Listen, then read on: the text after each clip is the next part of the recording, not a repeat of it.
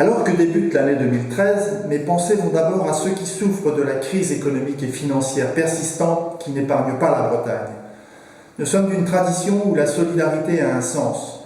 Le maintien d'un lien social fort, qui est le gage d'une société bretonne unie, contribuera à nous éloigner des idées populistes, simplificatrices et dangereuses.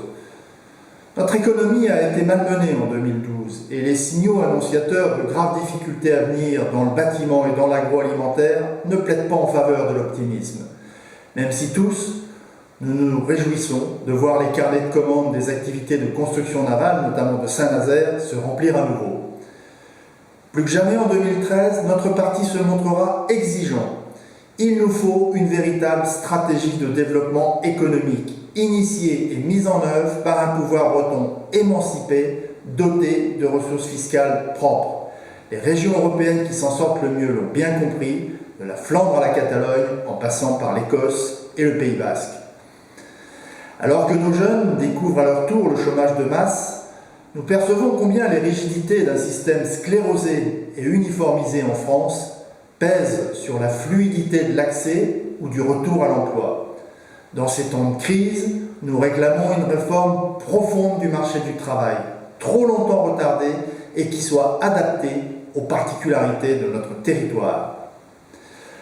L'acte 3 de la décentralisation n'apportera pas de réponse à la hauteur des attentes des Bretons, tant d'ailleurs pour la conduite des affaires économiques que sur la simplification du très coûteux millefeuille administratif français.